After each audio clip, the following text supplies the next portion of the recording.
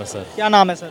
मोहम्मद अरमान आलम, किशनगंज बिहार से हूँ मैं। जी, 2024 में किसे देखना चाहते हैं? India India India. क्या चीज़ आपको इंडिया में अच्छी लगी? इंडिया में बहुत कुछ चलेगी जब तक बीजेपी सरकार है। देश को लोकतंत्र की हत्या हो बहुत हो ये कह रहे हैं इंडिया गठबंधन। 50 साल देश पीछे हो गए। इतना देखिए, जो भी आवाज़ उठाता है उसी को लेकर चले यार। बीजेपी सबसे बेकार पार्टी इस देश की, इस देश का बेड़गक करा, इस देश का भाईचारा खत्म करा। बीजेपी का सब धर्म, राम मंदिर। अभी संसद में नया बिल पारित होने की संभावना, वो 33% महिलाओं को दिया जाएगा, उस पर आपका क्या विचार है? हो चुका है नहीं, पारित हो चुका, लागू तो नहीं कर रहे अभी। लागू नहीं कर रहा। लागू तो वो 2029 में कह रहे हैं भाई। परसों के यार ये लोग करते हैं बात उल्टी। संविधान की जो बात है, जो संविधान की बात है, संविधान हमें कहता है अगर तुमने प्रस्ताव हो गया पास तो जनगणना जब होती रहेगी होती है 33% का लाभ आज भी संविधान के अंदर हक है हमारा 33%। आप 33% लागू कर दो, जब होती रहेगी जनगणना जब देखी जाएगी। ये बिल अभी पास हुआ मोदी के राज में, पहले क्यों नहीं हुआ? पहले भी तो 2 बार कांग्रेस ने पटल में रखा था और सपा के सांसद ने हाथ से लेके फाड़ दिया था बिल। हाथ से लेके फाड़? हाँ जी, हाथ से लेके फाड़। ऐसा है, इसका जब कांग्रेस के टाइम में ये लोग विपक्ष में थे, इन्होंने ही विरोध किया था। सबसे पहले विरोध इन्होंने ही करा था। देखिए, कभी बीजेपी के मैनिफेस्टो में है, उन्होंने कभी विरोध नहीं किया। बीजेपी के मैनिफेस्टो में बिल है, मैं ऑन रिकॉर्ड कैमरा बोल रहा हूँ कि उसमें कैमरा बोल रहा हूँ, यूनिफॉर्म सिविल कोड और महिला आरक्षण जो बिल था 33% का, ये बीजेपी के मैनिफेस्टो में है। 2004 में कांग्रेस लाई थी इस बिल को और राज्यसभा के अंदर इसको इन्होंने विरोध करके उसको निष्कासित कराया था। देखिए, मैं तारीख बता दूंगा। क्या तारीख थी? है 2004 22 फरवरी को सदन में राज्यसभा में हुआ था। 2004 और फिर 2008 में भी लेके आई कांग्रेस, लेकिन पारित क्यों नहीं हुआ? नहीं, जब तुम विपक्ष में विरोध कर रहे हो तो अभी पास हुआ, राज्यसभा में दोनों दफा फेल हुआ। राज्यसभा में इनका बहुमत था, कांग्रेस के पास बहुमत नहीं था। अभी सच्चाई बयान की इन्होंने। आज बीजेपी के पास राज्यसभा में भी बहुमत है और लोकसभा में भी बहुमत है, इसलिए ये बिल पास हुआ। नहीं। देखिए, महिला बिल के ऊपर किसी पार्टी ने विरोध नहीं करा, सबने समर्थन करा और ये आपकी नियत साफ थी। आप 2029 में क्यों लेके जा रहे हैं? अगर आपको 2029 में करना था तो आपको क्या जरूरत थी 5 दिन का अर्जेंट सदन बुलाने की? होश जब बुलाया जाता है अर्जेंट, पार्लियामेंट होश अर्जेंट जब बुलाया जाता है, देश पर कोई आफत आ रही हो, अर्जेंट का मतलब क्या होता है? 1 दिन का खर्चा पार्लियामेंट हाउस का कितना होता है ये मालूम है? ये हमारे गरीब के खून पसीने से वसूल किया जाता है। मतलब ये कह रहे हैं कांग्रेस ने कभी विशेष सत्र बुलाया नहीं। 8 साल में बुलाया नहीं बुलाया। कितने बुलाए हैं पता है? अरे सुन तो लो, बताता हूँ, 16। अरे सुन तो लो, बुलाया कब बुलाया? कब बुलाया? जब पाकिस्तान के साथ हुआ था तब। कितनी बार हुआ? 16 बुलाए। अरे 16 रिकॉर्ड भी नहीं है इनके पास। अरे मैं 8 बुलाए, 8 का मैं दे दूंगा, तारीख बाय तारीख भाई रिकॉर्ड दे दूंगा। ये देखिए, मोदी जी का ये चौथा है विशेष सत्र 10 साल में, चौथा। और कांग्रेस ने भी विशेश सत्र बुलाए हैं, उस समय खर्चा याद नहीं आता कितना खर्चा लगता है। नहीं, क्यों बुलाया? उसका क्लियर तो करें। उसका कारण तो भाई कांग्रेस में पहले कारण, अब सबसे पहले राज्यसभा जब भी पार्लियामेंट हाउस अर्जेंट बुलाया जाता है, विपक्ष के नेता को लेटर भेजा जाता है, ट्विटर पर लिख के कभी नहीं घोषणा होती, हिटलर सही नहीं चलेगी। देखिए, प्रहलाद जोशी हैं बीजेपी के लीडर, उन्होंने बता दिया था जब विशेष सत्र की घोषणा की। वो कांग्रेस का तो हाल ऐसा है, काजी दुबला शहर के अंदेशे। वो सोचते हैं कि भाई भारत और इंडिया के लिए बुलाया, जब बाद में बता दिया कि विशेष सत्र 75 साल जो हमारे देश का संविधान चला है, संसद चली है, उसके बारे में बुलाया गया है। महिला आरक्षण बिल है, वकीलों के नोटिस, वकीलों का बिल है, पोस्ट ऑफिस का बिल है, चारों चीजों के बारे में बताने के बाद ये चुप हो गए कि ये बात तो वहाँ क्यों नहीं संसद में उठा रही है विपक्ष कि आप तो इंडिया भारत की बात नहीं कर रहे हो। आज 3 दिन हो गए, 4 दिन हो गए इस बिल को विशेष सत्र चलते हुए, एक बार भी विपक्ष ने इंडिया भारत की बात नहीं उठाई। मतलब जब तक वो लागू नहीं हो रहा, जब तक बिल चालू, जब ये विशेष सत्र चालू नहीं हो रहा था, तब ये इंडिया भारत कर रहे थे कि मोदी ने इंडिया को भारत करना है इसलिए बिल बुला लिया, लेकिन वो तो कुछ किया ही नहीं। नहीं, ऐसा है, जानकारी जिसको जितनी उतनी बोलता है ना। तो इंडिया भारत का जब उनको मुद्दा ही नहीं है विपक्ष को, भाई इंडिया भारत का मुद्दा तो तुमने पैदा करा है ना। पहले कहाँ पैदा किया, पहले मुद्दा कहाँ पैदा किया, इन्हों का सवाल है। इंडिया भारत का मुद्दा तो बीजेपी ने करा। भाई 2004 में जब कांग्रेस बदल ली थी नाम, जब इंडिया का नाम हटाई थी, आप विपक्ष में आपने विरोध करा। और 2015 में जब सुप्रीम कोर्ट ने मेंबर ऑफ पार्लियामेंट में रेट लगाई, आपकी सरकार थी, आप प्रधानमंत्री थे, आपने हलफनामा दिया सुप्रीम कोर्ट के अंदर। मैं आपको उसका बायोडाटा पूरा लाके दे दूंगा सुप्रीम कोर्ट का। क्या हलफनामा? आपने हलफनामा दिया इंडिया एंड भारत दोनों नाम रहेंगे। आज कौन सी तकलीफ आ गई इंडिया नाम हटाने के लिए? अरे कोई तकलीफ किसी को नहीं है। बर्मा का नाम म्यांमार हुआ, तुर्की का नाम तुर्कीये हुआ, तो क्या आफत आ गई पूरी दुनिया में? कोई आफत नहीं आई। हर देश अपना नाम बदलता है, कोई दिक्कत नहीं है। हमने अपना नाम नहीं बदलना, हमारे संविधान में लिखा है इंडिया। नहीं, इंडिया सुनो, Bharat, India is called Bharat, जो इंग्लिश में लिखा है। इंडिया का मतलब भारत है, ये हमारे भाई हम भी तो मानेंगे। इंडिया के जब कांग्रेस इस बात का मुद्दा 2004 में अपनी सरकार में आपने विरोध करा, 2015 में आपने सुप्रीम कोर्ट में हलफनामा दे दिया, तो आज क्या जरूरत है? क्यों इस मुद्दे को इतना पैसा, जितना पैसा खर्चा इस पे, मतलब ही नहीं है इसका फायदा उठा, क्योंकि इन्होंने अपने विपक्ष का जो नाम रखा है वो इंडिया रखा है, डॉट डॉट डॉट, साथ में दाग भी लगा दिए। तो जो विपक्ष ने नाम रखा है वो इंडिया उन्होंने रखा है। अब वही कह रहा हूँ ना, काजी दुबला शहर के अंदेशे, तो वो अंदेशे हैं इनको कि मोदी इंडिया की जगह भारत कर देगा। अरे भारत कैसे कर देगा मोदी? मतलब जो विदेश जो लोग रहते हैं, जो दुनिया में लोग रहते हैं, उनको क्या हम क ख ग सिखाएंगे? तो वो क ख ग समझ के भारत समझेंगे। 2020 हुआ, G20 हाँ हुआ। इसमें राष्ट्रपति को लेटर जब भेजा, दावतनामा, क्या लिखा था उसके अंदर? पहले इंडिया एंड प्रेसिडेंट लिखा जाता था, अब क्या लिख के भेजा? जबकि उसमें राष्ट्रपति जी ने अपने जब भाषण में उन्होंने खुद अफसोस किया इस बात का। क्या अफसोस किया? मुर्मू ने क्या अफसोस किया बताओ, अभी दिखाओ। सदन का होश, अभी दिखाओ सदन का होश। नए सदन का उद्घाटन हो रहा है, झंडा फहराया जा रहा है, वहाँ राष्ट्रपति को दलित उससे आती है, छोटी कास्ट से आती है, आप राष्ट्रपति को नहीं बुला रहे। पार्लियामेंट हाउस का हर दफे से राष्ट्रपति उसका वो करता है, राष्ट्रपति को अब की बार क्यों नहीं बुलाया? देखिए, जब पार्लियामेंट का उद्घाटन हुआ, इंदिरा गांधी ने संसद भवन पुरानी में एनेक्सी बुलाई, एनेक्सी बनाई, तो इंदिरा गांधी ने उद्घाटन किया उसका। उस समय राष्ट्रपति कहाँ था? जब इंदिरा गांधी ने एनेक्सी का उद्घाटन किया संसद भवन के अंदर, तो उस समय राष्ट्रपति कहाँ था? ऐसा है, शायद इनको जानकारी नहीं है।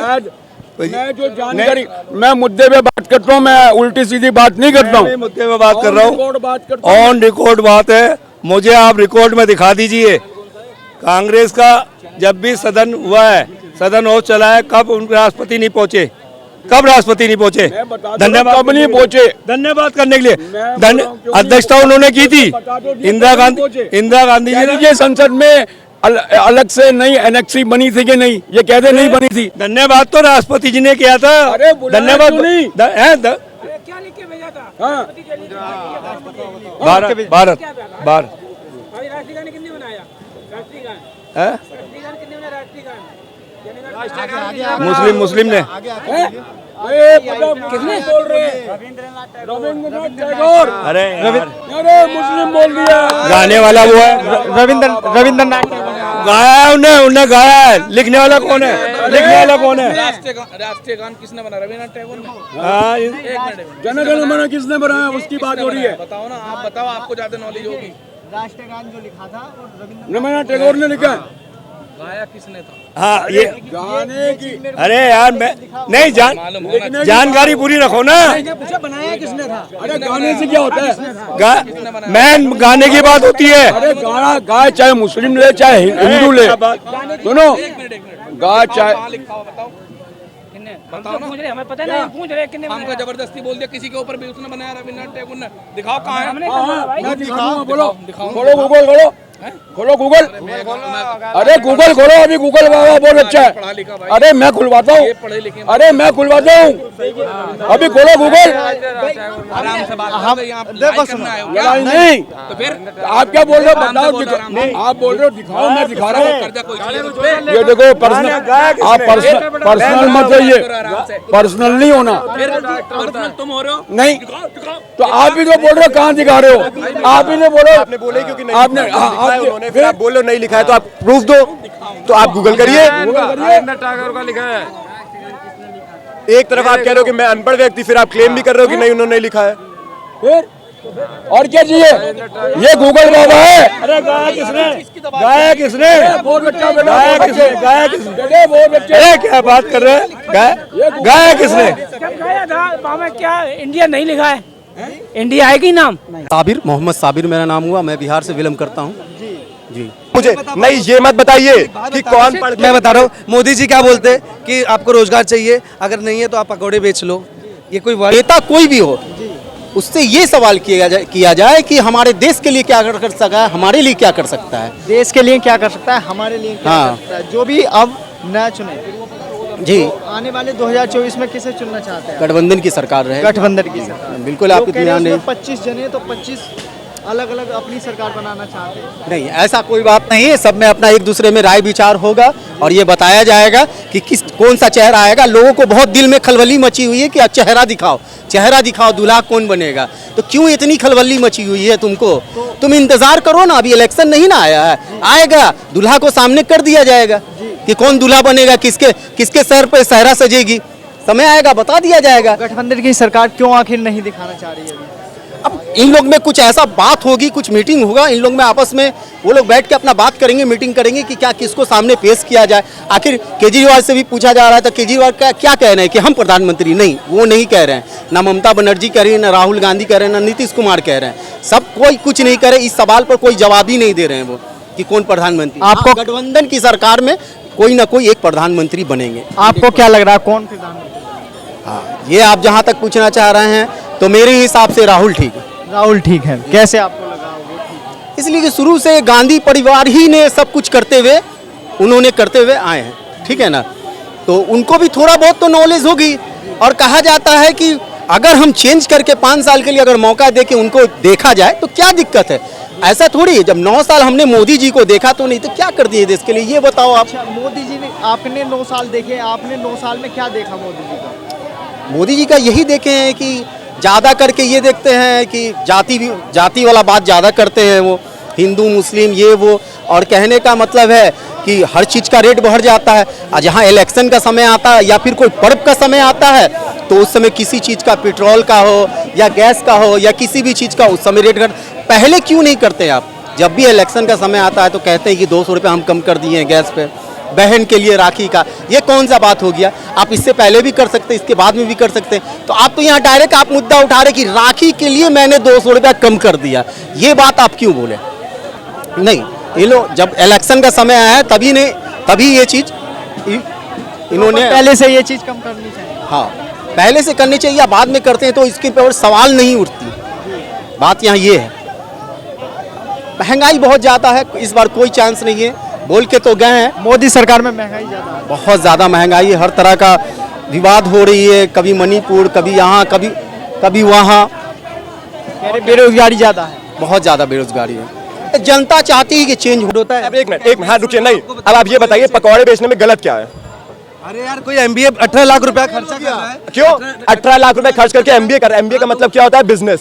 ठीक है, पकौड़ा बेचना बिजनेस नहीं है। जरूरी थोड़ी है कि बिजनेस ही MBA करके करता है। पकौड़ा कोई किसी की नौकरी करके बेचेगा? पकौड़ा बेचना है तो फिर 18 लाख क्यों डालने का? जब सीधा कह दो ना कि मोदी जी एजुकेशन खत्म करो, इंग्लिश सीखना है, अमेरिका चले जाओ, 1 लाख रुपया खर्चा करके 1 लाख। हल्दीराम से ये क्या पकौड़े नहीं बेच रहे हैं? ये भी पकौड़े बेच रहे हैं। MBA करके पकौड़े बेचने का मतलब ये नहीं कि आप सड़क के किनारे बेचने लगो। हल्दीराम एक बड़ा बन गया ना, तो वो बड़े ऐसे ही बनते हैं, बड़े ऐसे ही बनते हैं, यूनिकॉर्न ऐसे ही स्टैब्लिश होते हैं, यूनिकॉर्न ऐसे ही स्टैब्लिश होते हैं। पकौड़े बेचने का हाँ 140 करोड़ की जनसंख्या है, सब पकौड़े बेचने आ जाएंगे। 140 करोड़ की जनसंख्या है तो सब मिलिट्री में या आर्मी में नहीं जा सकते हैं, सबको सरकारी नौकरी नहीं मिल सकती है। सीईओ ने सीधा बोला है कि इंडिया न रहने का रीजन है सिर्फ यहाँ के जातिवाद करना, और बीजेपी और एबीपी ये सब यही करते आ रही है, सिर्फ जातिवादी करेगी। 4100 करोड़ रुपए दिल्ली में उड़ा दिए गए।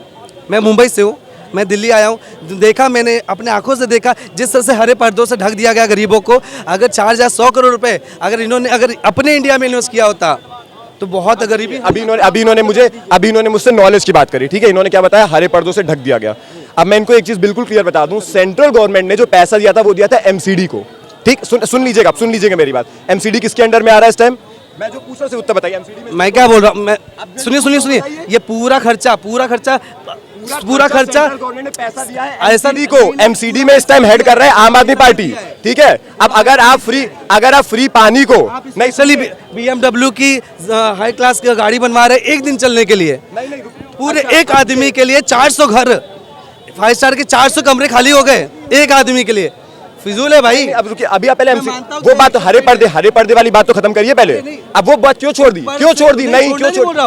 ऊपर से मोदी जी का प्रेशर रहेगा तो आदमी करेगा ही ना। क्या प्रेशर रहेगा? एमसीडी में आपकी सरकार, दिल्ली में आपकी सरकार, तब भी मोदी जी जनवरी में होस्टिंग हो रही थी ग्लोबल 20 की बैंड्रा में मुंबई के, ऐसे वहां पे भी किया गया। ग्रीन पर्दों से वहां पे गमले बना दिए गए और गमलों के बजट के लिए उन्होंने 6 करोड़ रुपए खर्चा करवाया, दिखाया।